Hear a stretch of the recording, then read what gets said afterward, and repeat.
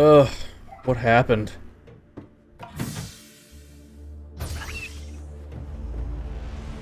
Oh shit! Welcome to Subnautica, a game based off the words submissive and naughty. This game is typically a terrifying journey through the horrible abyssal depths of an alien ocean, but what if I hate water? For this playthrough, we will be using the sea level mod to make the ocean slowly drain at a rate of 5 centimeters per second. For the American viewers, that's about 26 hot dogs per national anthem. To add some excitement, we'll also be starting the sea level 500 meters higher than normal. There's a little known fact about video games, and that is that they are supposed to be fun. So I'm gonna play without hunger and thirst, just to make my life a tiny bit easier. First, exiting the life pod, we get this incredible view. Look at the vast detail and scope of the landscape around us. Truly inspiring. Our life pod is immediately going to start floating to the surface, so our source of oxygen and crafting is drifting away, leaving us to a painful death of asphyxiation. Thankfully, we can last a little longer by sucking up brain coral farts while we collect metal scrap. With a small supply of titanium, we can fill our pockets with oxygen tanks to extend our exploration time. We also get to make use of an item I don't think I've ever touched once in Subnautica, the floating air pump. In my previous attempt at this, I discovered an interesting exploit. The pumps typically sit at the surface of the water and suck delicious air into their pipes for you to put your entire mouth around when you need more oxygen. The interesting thing is they aren't actually tied to the level of the water. They're tied to what the game thinks is sea level. So despite being 500 meters underwater, these little guys can still somehow perform nuclear-grade molecular fission and turn water into oxygen. Now we can explore with more ease. I'm gonna drop this warning here now. Subnautica's bitrate grabs my recording software by the balls and pulls as hard as it can. So some parts are gonna be like watching a beautiful HD movie, and other parts will feel like you're playing Pong. After some basic resource gathering and swimming through the darkness, we make some swim fins and start laying some wet pipe. We forcefully extract an endangered species from its habitat and turn it into a swim bladder. Ever since Below Zero came out, these things are actually useful, so this should cut down on our ascent times back to the surface. Speaking of the surface, here's a quick look around.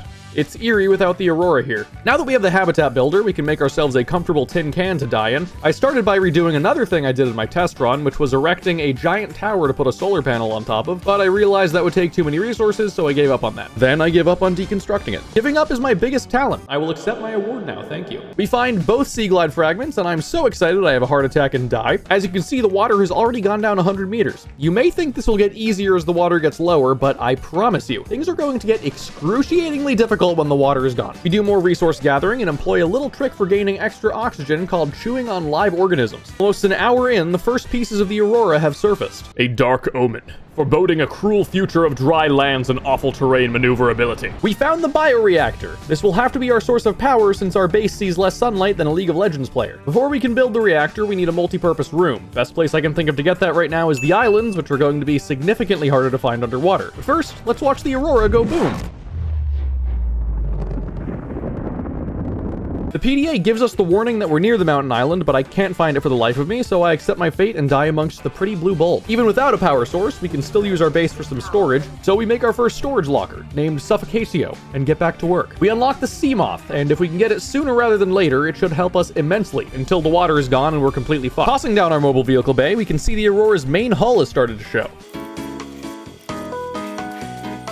And finally, it's here! With this little guy, we can finally find those elusive islands. When you're around areas that shouldn't have water, the game gets really funny. We grab the purple tablet and make our way into the enforcement platform to download the databanks and get stabbed. Next, we take the teleporter to the floating island in order to grab ourselves the multi-purpose room and exterior grow beds. Here's about 10 minutes of me trying to find the teleporter back to the mountain. And then just for fun, here's the top of the mountain island. Still about 50 meters below sea level. The bioreactor's done, and now we can power our base by burning fruit.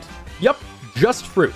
Definitely only going to be burning fruit in this thing and nothing else. Now we can finally phase out our life pod by building a fabricator and a radio. Just in time for our first message from the Sunbeam. For my Subnautica sadists out there, I'm sorry to inform you that the Sunbeam will not be blowing up in this playthrough, so here's a clip of it to make you feel better. We grab the laser cutter tech, and now we should be geared up for our trip to the Aurora. We want to do this earlier rather than later. My test run died because I waited too long to go there, and traversing was a nightmare. I did manage to discover a way to parkour my way all the way up using solar panels and grow beds, but that was more pain than it was worth. And for those of you versed in Subnautica exploits, the propulsion gun prop surf exploit was patched out in 2.0. I have to swim in and out of the Aurora constantly to regain oxygen, which makes searching through my PDA for the door codes much more panic-inducing. We put some flex tape on the reactor holes and head to the real reason we want to be here, the prawn bay. Prawn suits are going to be much better in the late game for us as they can function both in and out of water. We also need to grab the Neptune rocket schematics from the captain's quarters. We haven't been given the code yet, so we're gonna have to guess. I don't know, let me see. Let me try the birth date of Moldovan musical artist Dan Ballin. Oh hey, it worked! Time to grab the schematics and the all-important prawn suit poster. Back at home, we make a new storage box named Can't Breat to hold our newfound goodies. We need enameled glass for the prawn suit, so it's time to rip some teeth off these stalkers. Now to grab some lithium and gel sacks from the blood kelp zone. Arriving back at the shallows, we see a very different sight. Ladies and gentlemen, welcome to hell. If you don't believe me, look at how much work it is for me to just get a single creepvine cluster. We leave Seamoth Chan somewhere to die while we work on getting our prawn suit completed. I tried to recycle the power cell from the Seamoth, but unfortunately I was too late and I can't reach it now that it's on dry land. You may notice something a little silly going on with the life pod. When we're far enough away from any given area, the terrain disappears.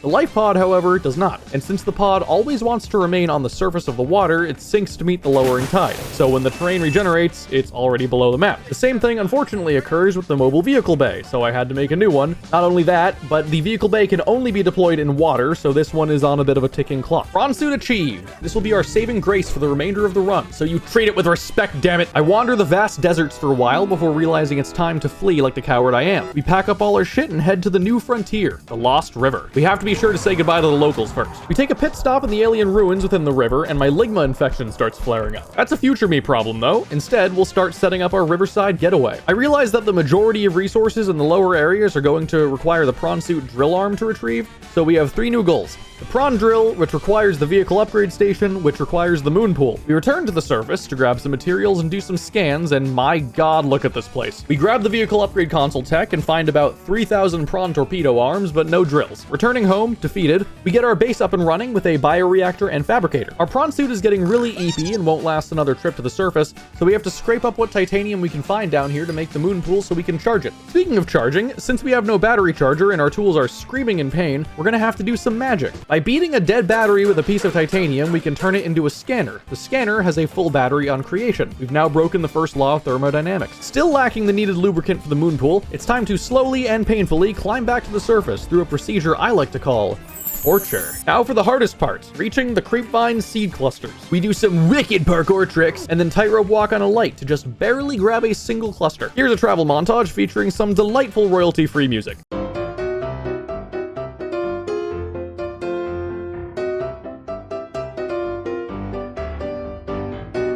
Finally, some drill arm fragment. Now to parkour our way back out, and no.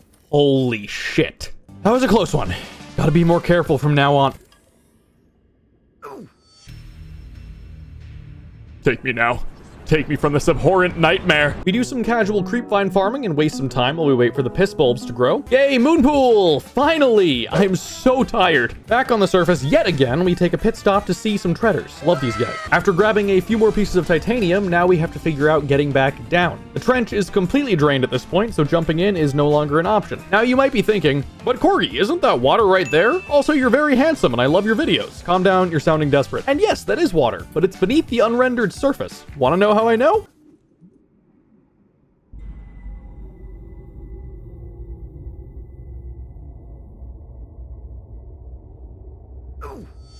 Instead, I have to drain all my batteries by going down this way. Making our way down the boring way, we run into a poor reef back that's been permanently grounded. We salute you, fallen soldier. With my batteries now completely drained, we arrive back at the Lost River to discover just how low the water level is. Now that we have the vehicle upgrade console, we can do a little customizing. We can also name our prawn suit, which we name Depth Stranding.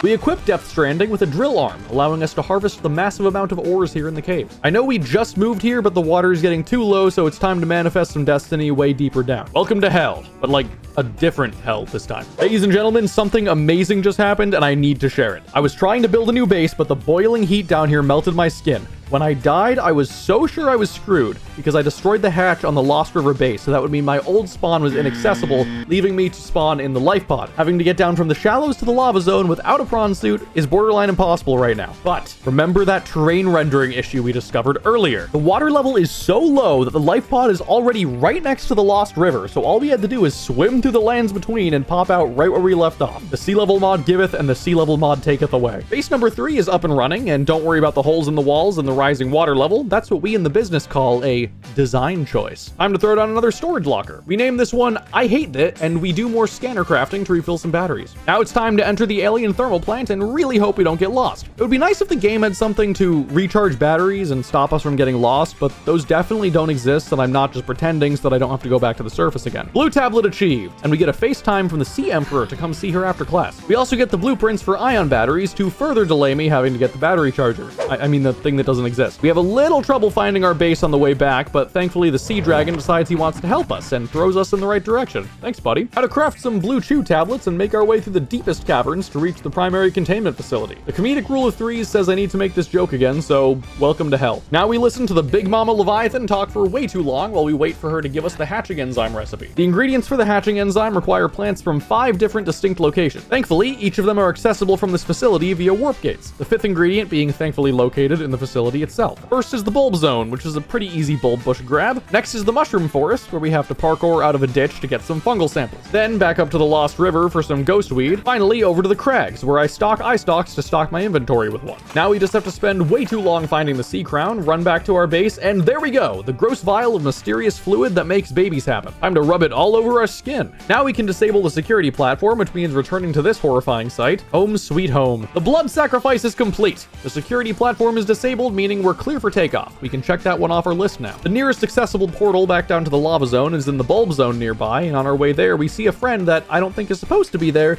but nothing truly makes sense in this world anymore. This next clip I like to call the Butt Clencher 9000.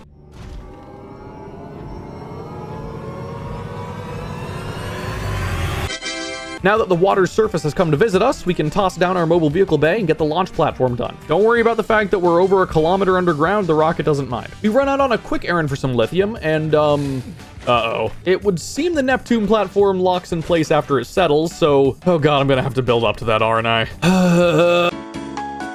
It's done! It took hours, and a long titanium hunting trip back to the surface. Don't even ask about the water level, it's long gone by now. I also have some unfortunate news to report. I forgot the last stage of the Neptune rocket requires the Cyclops shield generator, which requires both the unlock tech and the Cyclops itself. The water is gone, so I couldn't place a mobile vehicle bay to build the Cyclops even if I wanted to. And even if we could, we don't have the shield generator tech. It spawns inside a wreck, and the one it's in is unable to be navigated when not underwater. Believe me, I tried. I spent hours on a different save file trying to parkour, grapple, clip, anything. So as much as I hate to say it, since we didn't get those 2 things done earlier in the run, we have unfortunately lost the challenge. But I'm 14 hours into this and at least want to see it through to the end, so I'm just going to cheat the water level back up just enough to get the tech and the Cyclops so we can at least finish this run. I may have lost, but damn it, I need closure. The shield generator is crafted and we do one final run around for the last needed materials, and there it is, the finished Neptune rocket. Commencing launching procedures. Auxiliary power unit on. Communications array activated. Hydraulic systems engaged. Taking off all my clothes and leaving behind a cryptic warning. Check. Now with one final message from the PDA. Subscribe to Corgi Greyhound if you liked the video. It's time for liftoff. The underground view of this is extremely uneventful, so I'm going to overlay it with the actual cool intended launch cutscene from the game just for your viewing pleasure. 2, 1.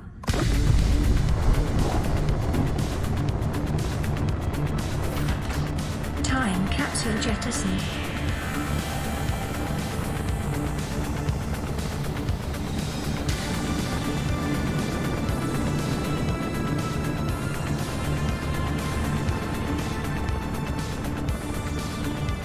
Caution, approaching orbital debris field.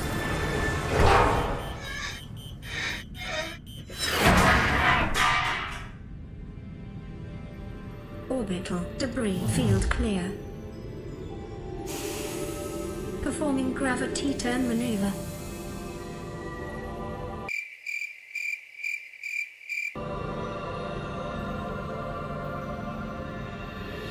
Confirm destination coordinates. Nearest interstellar phase gate. Engaging ion boosters in 3, 2, 1.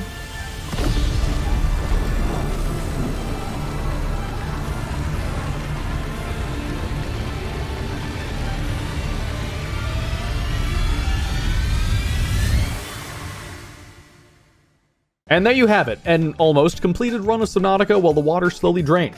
Special thanks as always to my patrons who make these videos possible. Also a huge thank you to all of you for the overwhelming support on the last video. I can't even begin to express how incredible that was. I appreciate you all, and I hope you come back for more videos in the future. I'm not sure how to end this, so here's the sunbeam blowing up again.